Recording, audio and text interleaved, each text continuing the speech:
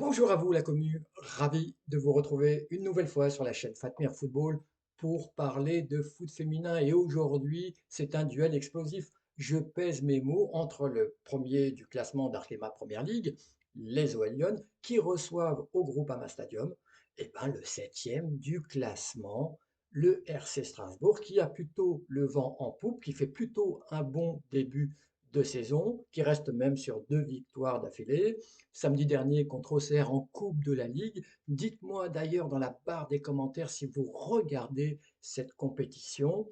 Et puis en milieu de semaine, le match qui avait été reporté pour des conditions climatiques pas favorables du tout, et donc qui a gagné son match contre Saint-Étienne en étant réduite à 10 une bonne partie du match. Donc une équipe strasbourgeoise, alsacienne, qui est plutôt en confiance au moment d'affronter les patronnes du championnat de France. Alors, c'est quand même un duel, un match qui sent la poudre parce qu'il est placé tout de suite après la première mi-temps cataclysmique des Lyonnaises face aux Italiennes de la Juve. On s'en souvient, j'en ai parlé dans mon débrief d'après-match. Allez le voir, allez le découvrir si ce n'est pas encore fait. Et la trêve internationale. Donc le programme de la vidéo, schéma tactique, bien sûr, les moments forts de ce match, le débrief express, la joueuse du match, et enfin une conclusion qui va porter quand même sur le niveau véritable de cette équipe des Fenotes, de cette équipe lyonnaise. On oscille quand même entre le très très bon et le très très moyen, voire le médiocre, d'un match à l'autre et parfois d'une mi-temps à l'autre. Donc il y a des questions qui subsistent malgré la fessée reçue par les Alsaciennes. Parlons des schémas tactiques. Côté OL Lyon, 4-3-3 classique. Turnover massif, mais maison. On sait que le coach espagnol est un adepte du load management. J'en ai parlé à plusieurs reprises. Ce management inspiré par les coachs en NBA. Vous impliquez tout le monde quand vous avez un effectif large en plus. Ça tombe sous le sens dans la rotation de façon à préserver vos stars dans l'optique des grosses échéances. Donc ça vous permet de gérer la fatigue et puis de tester les combinaisons ou des associations. D'ailleurs, en parlant de ça, on a vu que le coach espagnol, que Géraldez, a replacé Alisson Bat dans l'axe et qu'il l'a associé à Wendy Renard. C'est plutôt intelligent parce que Alisson Bat, c'est une défenseur centrale, mais c'est aussi la défenseur la plus rapide quand vous la comparez à Ingrid Engen, par exemple, Wendy Renard ou encore Tarsiane. C'est plutôt malin, surtout quand en face, vous avez une attaquante comme Inès Conan. En face, Vincent Nogara, on voit qu'il a quand même regardé avec attention le match des OL Lyon face à la Juventus de Turin et il a fait un copier-coller de ce qu'avait mis en place Massimiliano Canzi, donc un sac 3-2 très resserré dans l'axe, très compact, avec un bloc bas, cherchant à piquer en contre, bien sûr, avec des transitions rapides.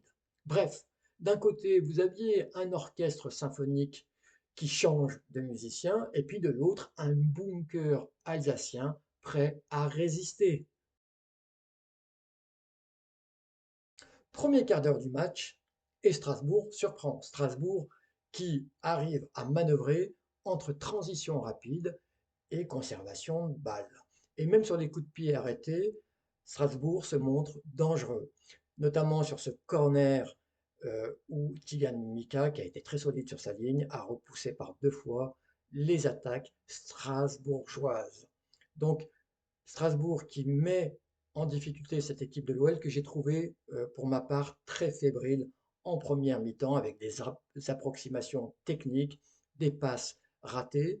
Et puis au fil des minutes, on a bien senti que cette confiance, cette résistance, cette audace strasbourgeoise s'effilochait et du coup, l'OL en a profité pour reprendre le contrôle du match et marquer un but à un moment très stratégique, donc à la 45e minute, avant que les deux équipes ne retournent au vestiaire, par Vicky Béchot. Une passe de Ashley Lawrence que j'ai trouvé très osée, qui vient du côté droit. Ashley Lawrence, la Canadienne, qui trouve Vicky Béchot dans la surface de réparation.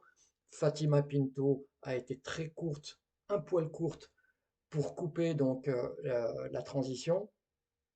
Et Vicky Béchot, donc dos au but, qui pivote et en glissant, tacle le ballon et marque face à Val, la gardienne strasbourgeoise. Derrière, tout s'est accéléré, tout a été plus facile pour l'OL.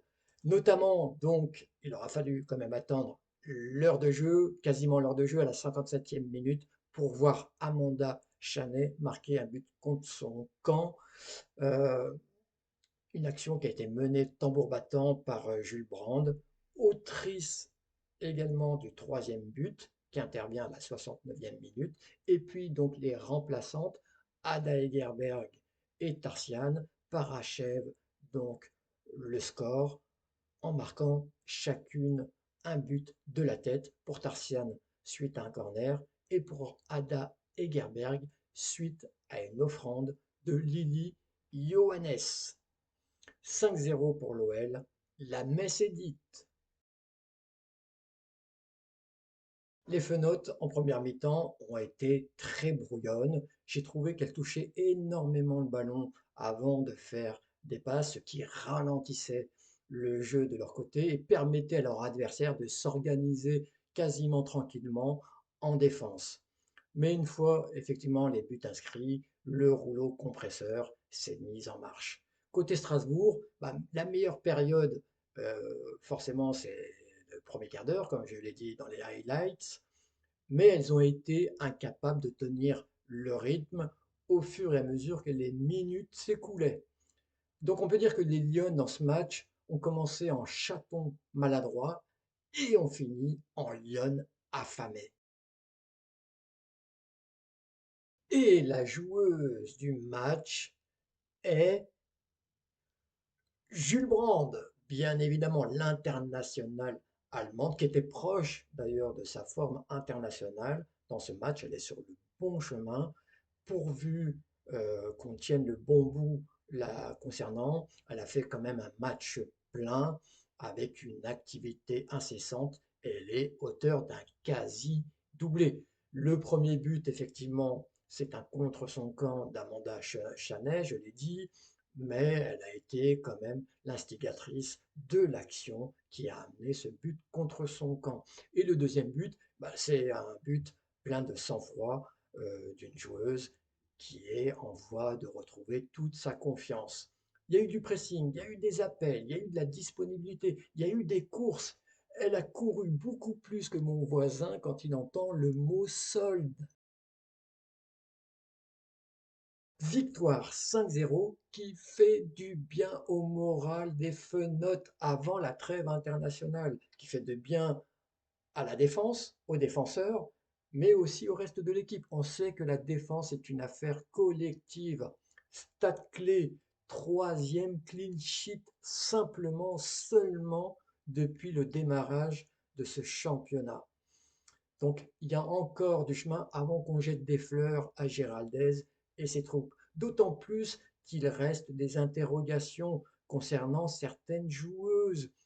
Moi, je vous pose la question, Wendy Renard, elle semble dépassée. C'est une légende, c'est une vache sacrée, mais elle semble dépassée. Je l'ai trouvée approximative dans ses placements et replacements au niveau défensif, mais aussi dans ses passes vers l'avant. Et elle aurait dû, d'ailleurs, écoper d'un carton rouge quand on y regarde de plus près après son altercation avec la capitaine alsacienne. Alors, qui doit animer ce secteur défensif pour permettre à cette équipe de franchir un palier? Bref, l'attaque à Lyon, c'est du champagne.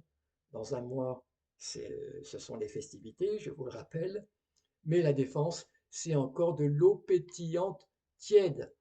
Alors, si tu veux plus de débriefs tactiques et fun, tu es au bon endroit. Abonne-toi, mets un pouce en l'air et dis-moi en commentaire qui doit être la patronne de la défense à Lyon. À très bientôt les amis, portez-vous bien. Va va voum!